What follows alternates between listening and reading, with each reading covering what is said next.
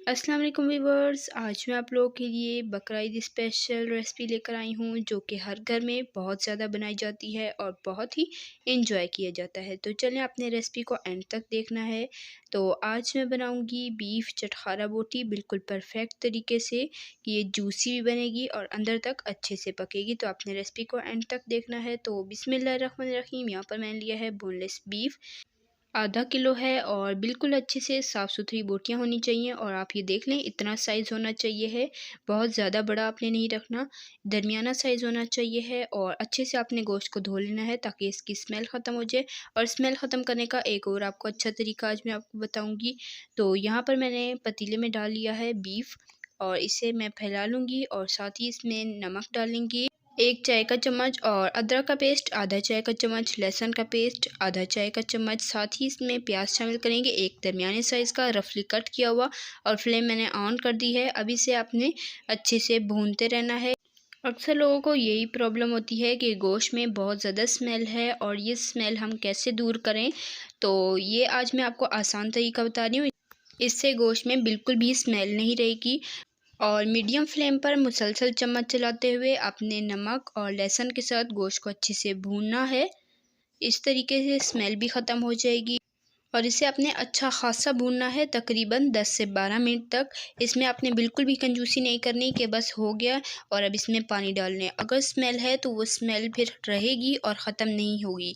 तो इसके साथ आपने इतना पकाना है कि ये गोश्त अच्छे से अपना पानी रिलीज़ कर दे और फिर आपने हाई फ्लेम पर इस पानी को ड्राई करना है। तो गोश्त की स्मेल बिल्कुल ख़त्म हो जाएगी। तो अब आप देख सकते हैं कि गोश्त ने हल्का हल्का पानी रिलीज़ कर दिया है, यानी कि छोड़ दिया है। तो अब आपने हाई फ्लेम कर देनी है और हाई फ्लेम पर इसे आपने अच्छे से भूनते रहना है। थोड़ी देर और लगेगी और तब तक गोश्त और ज़्यादा अपना पानी छोड़ेगा।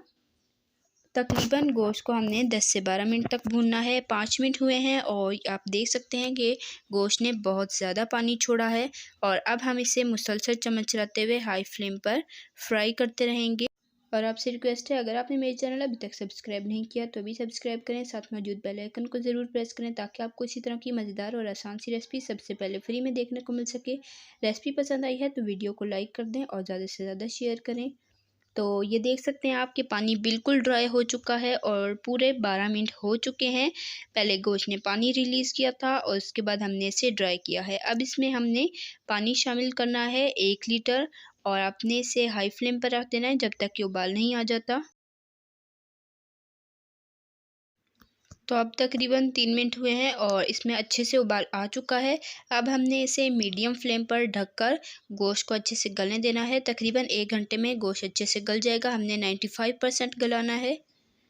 तो अब तकरीबन 1 घंटा हो चुका है और गोश्त 95% गल चुका है। फुल डन नहीं करना वरना बहुत ज़्यादा गल जाएगा और फ्राई करना मुश्किल हो जाएगा, टूट जाएँगी बोटियाँ। मैं आपको चेक कराती हूँ, ये देखें इस तरीके का होना चाहिए। एंड पे भी मैं आपको अच्छे से चेक कराऊँगी कि कितने अच्छे से गोश्त गला है और कितनी परफेक्ट जूसी बोटियाँ बनकर रेडी हुई हैं। और मीडियम फ्लेम रखने का यही मकसद का था कि जब तक गोश्त गले तब तक पानी भी ड्राई होता रहे। तो अब तकरीबन थोड़ा-सा पानी रह गया है तो इसे अपने हाई फ्लेम पे अच्छे से भून लेना है कि इसमें बिल्कुल हल्का-सा मसाला रह जाए।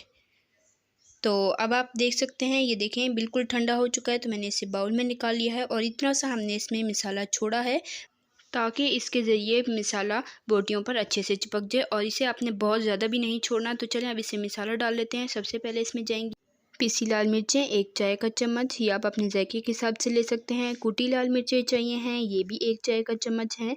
ये आप इतनी ही डालिएगा, स्पाइसेस इतनी बिल्कुल परफेक्ट रहेंगी चटखारा बोटी के लिए। और नमक आप चेक कर लीजिएगा, अगर कम है तो चौथाई चाय का चम्मच डाल लीजिएगा। वैसे तो हमने गोश्त में डाला था लेकिन इस पॉइंट पर भी थोड़ा-सा डाल लें तो बिल्कुल परफेक्ट हो जाएगा। चाट मसाला जाएगा 1 चाय का चम्मच, पिसा धनिया जाएगा 1 चाय का चम्मच और पीसी हल्दी जाएगी 1 चौथाई चाय का चम्मच और पिसा गरम मसाला जाएगा 1 चाय का चम्मच। इसकी रेसिपी मैं ऑलरेडी अपने चैनल पर दे चुकी हूँ, आपने नहीं देखी तो ज़रूर देखिएगा, बहुत ही झटपट तैयार हो जाता है। और लेमन जूस जाएगा 2 खाने के चम्मच, ये आधे लीमू का रस है। और चिली सॉस जाएगी 2 खाने के चम्मच, इससे भी फ्लेवर इन्हेंस होता है, आप ज़रूर शामिल कीजिएगा। और साथ ही अब इसमें शामिल करेंगे कॉर्नफ्लोर 2 टेबलस्पून, इससे बहुत ही अच्छी बाइंडिंग होगी और बिल्कुल परफेक्ट क्रिस्पी बोटियाँ बनेंगी। तो चलें अब इसे अच्छे से मिक्स कर लेते हैं।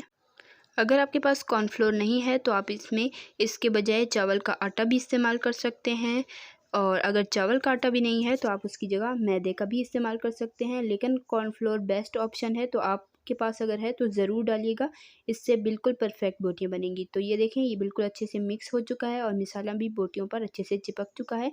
इसी तरीके का मसाला होना चाहिए है कि बोटियों पर अच्छे से लगा रहे, बहुत ज़्यादा एक्स्ट्रा नहीं होना चाहिए। इसमें मसाला जो हमने छोड़ा था वो बहुत ज़्यादा अगर एक्स्ट्रा होगा तो बोटियों पर अच्छे से मसाला नहीं चिपकेगा। अब यहाँ पर ऑयल मैंने गर्म होने के लिए चढ़ा दिया है और हल्का हल्का गर्म हो चुका है। चलें अब इसमें बोटियाँ शामिल कर लेते हैं, और फ्लेम आपने मीडियम रखनी है, ना ज़्यादा हाई कि बोटियाँ जल जाएँ और ना ज़्यादा लो कि बोटियाँ बहुत देर तक पकती रहें। बस हमें इस पर हल्का सा क्रिस्पी गोल्डन कलर लाना है, बहुत ज़्यादा इसे नहीं पकाना। गोश्त तो पहले ही ऑलरेडी गला हुआ है, तो बस हमें इस पर कलर लाना है और इसे क्रिस्पी करना है। तो ये देखें, तकरीबन 2 मिनट हुए हैं और अब हम इसकी साइड चेंज करेंगे। तो अब 1 मिनट और हो चुका है, तकरीबन 3 मिनट हुए हैं और ये बनकर रेडी हो चुकी हैं। चलें अब इसे डिश आउट कर लेते हैं। बिल्कुल ऐसा ही परफेक्ट कलर चाहिए है, इससे ज़्यादा आपने नहीं पकाना वरना बहुत ही ज़्यादा डार्क कलर हो जाएगा। चलें अब इसे निकाल लेते हैं। माशाल्लाह बिल्कुल परफेक्ट बोटियाँ बनी हैं। आपने मुझे कमेंट में ज़रूर बताना है कि आपको मेरी आज की रेसिपी कैसी लगी है। ये देखें, माशाल्लाह से इतना खूबसूरत कलर आया है। तो इसी तरीके का हमें कलर चाहिए है, तो इसे निकाल लेते हैं और दूसरी बारी भी इसी तरीके से डाल लेते हैं। एक एक करके बोटियाँ डालनी हैं।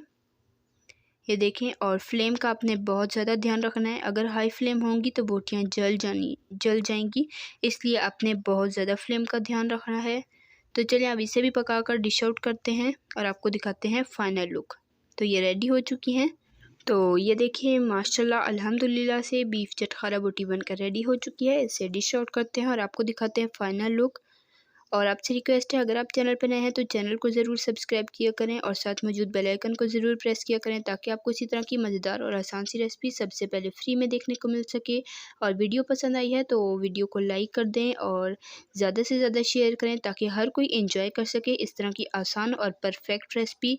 तो आप देख सकते हैं इसकी फाइनल लुक माशाल्लाह से बिल्कुल परफेक्ट बनकर रेडी हुई हैं। इसे आप सैलेड और धनिया पुदीने की हरी चटनी के साथ एंजॉय कर सकते हैं। और इस चटनी की रेसिपी में मैं ऑलरेडी अपने चैनल पर दे चुकी हूँ, अगर आपने नहीं देखी तो वो भी ज़रूर देखिएगा। और ये देख सकते हैं माशाल्लाह कितनी परफेक्ट बोटी बनकर रेडी हुई है। आपको अभी मैं तोड़कर भी चेक कराती हूँ कि ये कितनी परफेक्ट बनी है, अंदर तक अच्छे से पकी है। ये देखें, माशाल्लाह बहुत ही प्यारी लग रही हैं। तो उम्मीद करती हूँ कि आपको मेरी आज की रेसिपी ज़रूर पसंद आई होगी। अगर पसंद आई है तो वीडियो को लाइक ज़रूर कीजिएगा।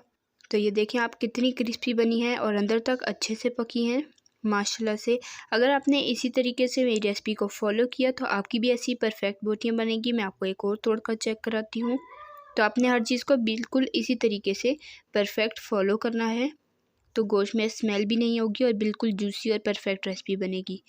तो उम्मीद करती हूँ आज की रेसिपी आपको ज़रूर पसंद आई होगी। तो जल्द मिलेंगे नेक्स्ट वीडियो में, तब तक के लिए अल्लाह हाफ़िज़। अपना रखिएगा बहुत सारा ख्याल, दुआओं में याद रखिएगा। अल्लाह हाफ़िज़।